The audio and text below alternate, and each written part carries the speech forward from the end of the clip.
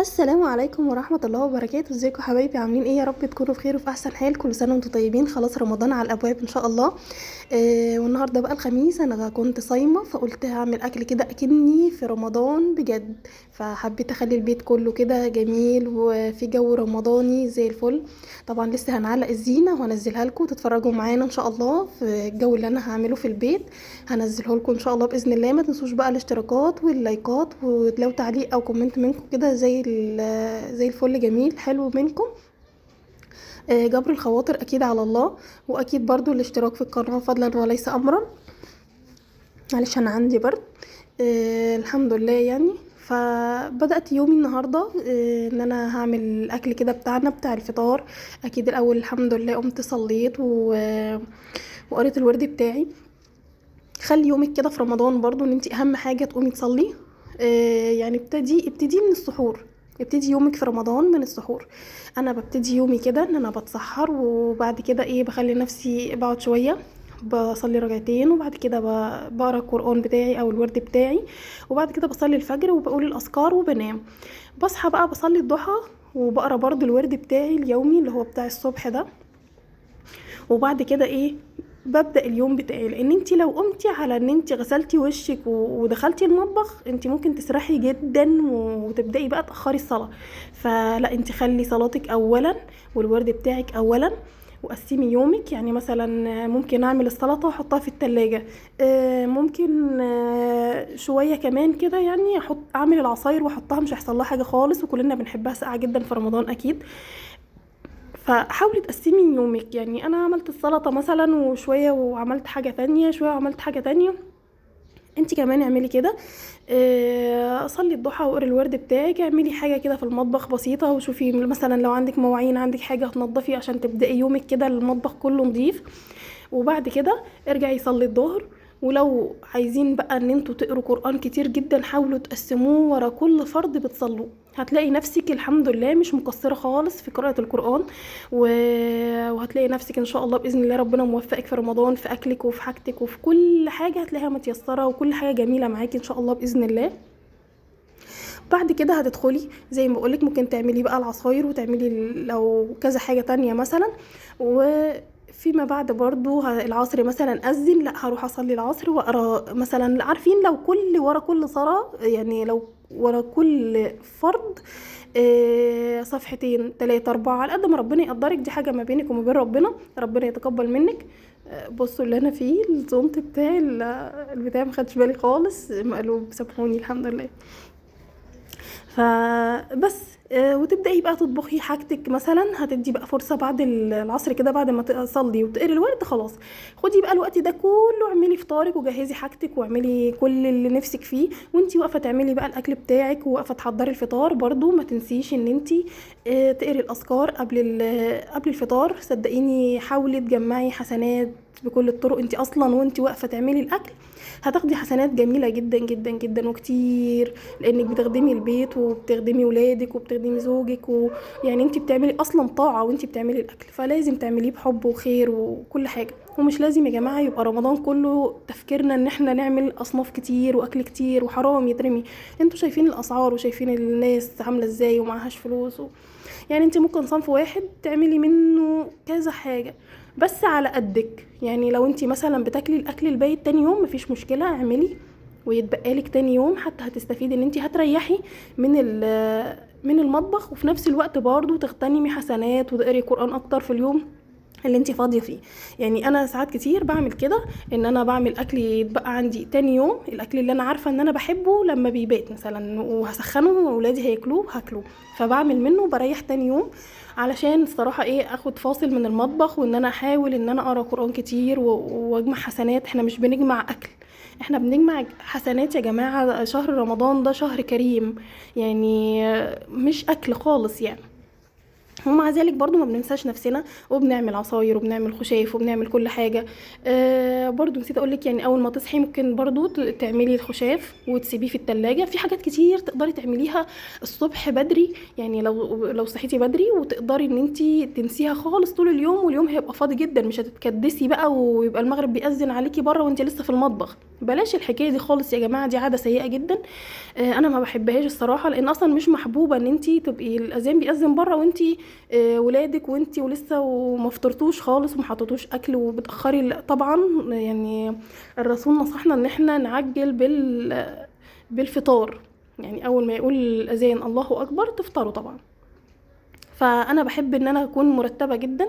اول ما الاذان يأذن بفطر الصراحه، وبكون حاطه الاكل بتاعي، وكمان بنقعد نستنى الاذان يعني واحنا قاعدين على الصينيه ان شاء الله باذن الله.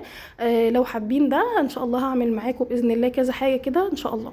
انا بقى كان عندي سمك مرجان زوجي كان جايبهولي، معلش انا طولت عليكم شويه. فعملت منه طاجن بالفريك. جربي تحطي الفريك مع السمك، تحفه زي ما انتوا شفتوا. انا حطيت في الطاجن حبه زيت وبصله، وبصوا بقى انا منضفاه وزي الفل وجميل جدا. وبحط الدقيق بتاعه في كيسه، بلاش في طبق بيبهدل الدنيا. بصي الكيسه انا بعمل السمكه كده وباخدها بحطها على الزيت، ما بتبهدليش حاجه خالص. بعمل السمك كله في الشنطه وبحطه في الطبق، وباخد من الطبق على طول احط في الزيت، فبيبقى سهل جدا. ارجع بقى اقول لكم الطاجن انا جبت الطاجن بتاعي وحطيت فيه حبه زيت وبصله وشوحتها كده بسيط. انا مش بحمر البصل خالص علشان بس في مشكله عندي في معدتي يعني، فبخليها مش مسبكه. وبحط الطماطم، وحطيت مكعب مرق وفلفل اسمر وكزبره وكمون. وايه حطي زي ما انا قلت مكعب مرق مع السمك، جميل جميل هيخلي الطاجن تحفه. وبقى غسلت شويه فريك وحطيتهم في الطاجن وسبتهم يغلوا شويه، وبعدين حمرت السمك اللي انا هحطه في الطاجن. يعني دلوقتي حطيت معاكم الطاجن في الفرن ده فيه الفريك بس والطماطم بتاعتي. لسه هحمر السمك وهاخده احطه في الطاجن وهدخله الفرن تاني. وبعمل شويه رز ابيض. يبقى انا كده عملت رز ابيض وعملت السلطه معاكم كمان، وعملت طاجن السمك، وعملت سمك محمر. يعني عملت يعتبر صنفين. طبعا هو السمك حاجه واحده بس، عملت منه حاجتين، عملت محمر وعملت كمان الطاجن، فهيبقى طعمه تحفه ان شاء الله وهيبقى جميل. وجربوه يا جماعه بالفريك زي ما قلت لكم، والله عجب ولادي، وكانوا اصلا سايبين المحمر ده وكانوا بياكلوا من الطاجن.